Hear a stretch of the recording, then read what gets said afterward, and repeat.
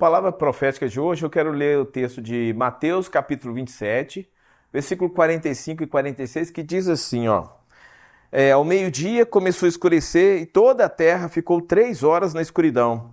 Às 3 horas da tarde, Jesus gritou bem alto, Eli, Eli, lama sabachthani. Essas palavras querem dizer, Deus meu, por que me abandonaste? O tema do Palavra Profética é onde Deus está na hora da dor. No domingo atrasado, a nossa cidade foi atingida por uma chuva muito forte, uma enchente onde pessoas perderam a vida, muitos perderam suas casas, seus bens materiais, comerciantes perderam seus produtos e até mesmo suas lojas, igrejas perderam seus templos, equipamentos e tudo mais.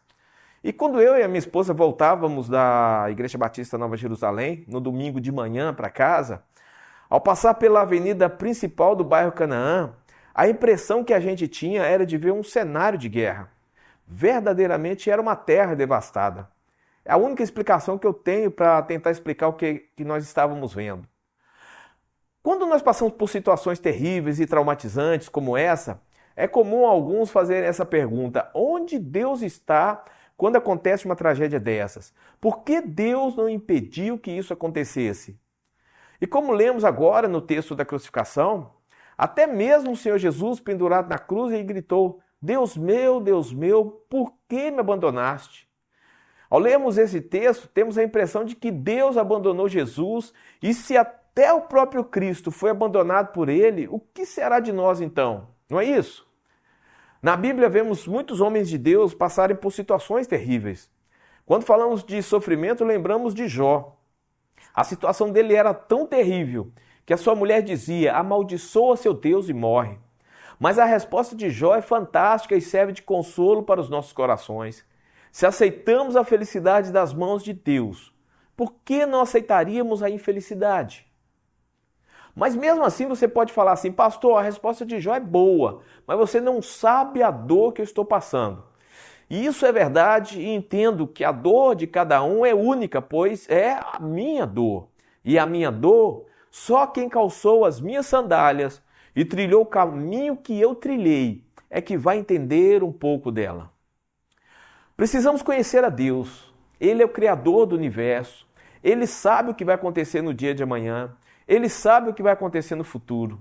E um fato que precisamos ter em mente é que Ele é o nosso refúgio e fortaleza, socorro bem presente em meio à angústia. Em meio aos problemas e dificuldades, só temos ao Senhor para recorrermos. Em meio às tribulações da vida, só temos ao Senhor para recorrermos. Ele é o nosso esconderijo, Ele é a nossa proteção. Mas isso não evita que aconteçam coisas difíceis em nossas vidas. Em 2 Coríntios capítulo 4, do versículo 8 até o versículo 10, o apóstolo Paulo explica à igreja o que acontecia com ele. De todos os lados somos pressionados, mas não desanimados. Ficamos perplexos, mas não desesperados.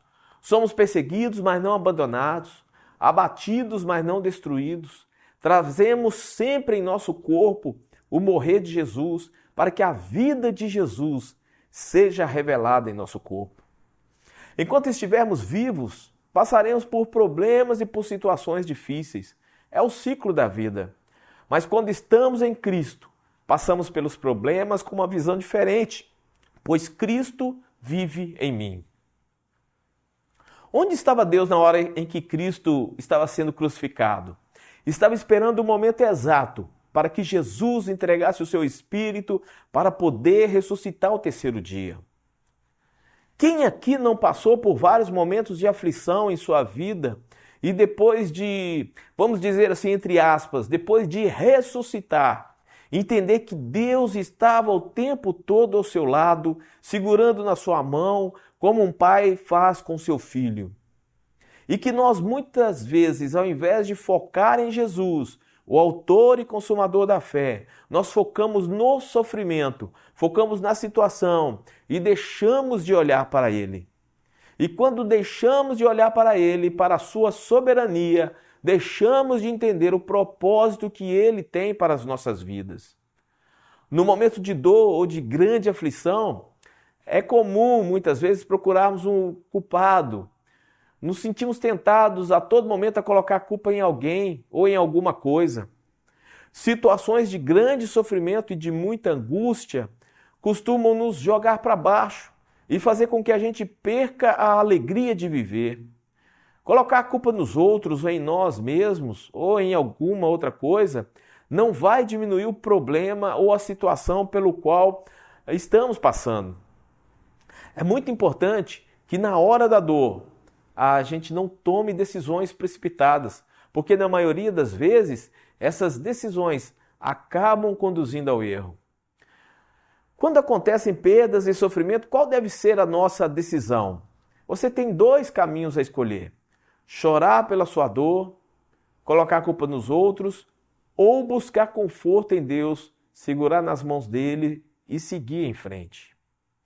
No Salmo 121 está escrito assim: eleva os meus olhos para os montes, de onde me virá o socorro?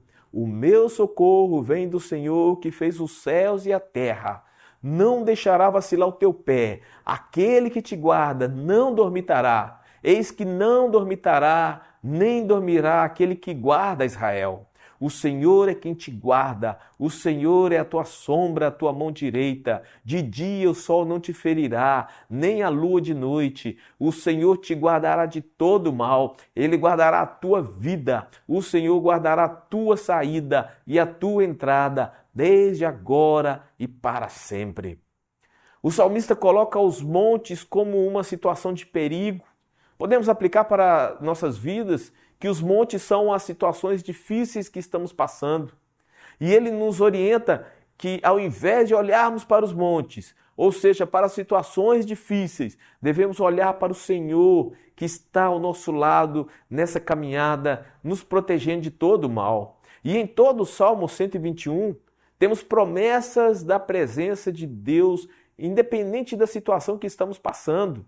Lá no versículo 3 e 4, o nosso Deus não dorme, o nosso Deus está alerta. O guarda que trabalha à noite pode até cochilar, mas o meu Deus não. No versículo 5, como a sombra à nossa direita, assim a presença de Deus, Ele está ao nosso lado.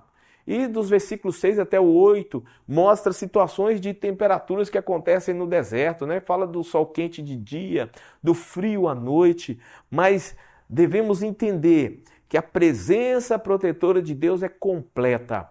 A presença protetora de Deus é pessoal. A presença protetora de Deus é constante.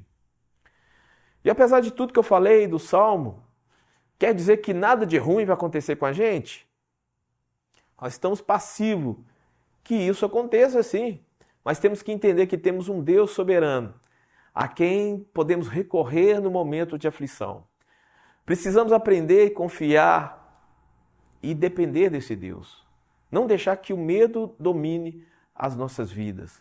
Coloque os seus medos diante de Deus, pois Ele tem o melhor para cada um de nós.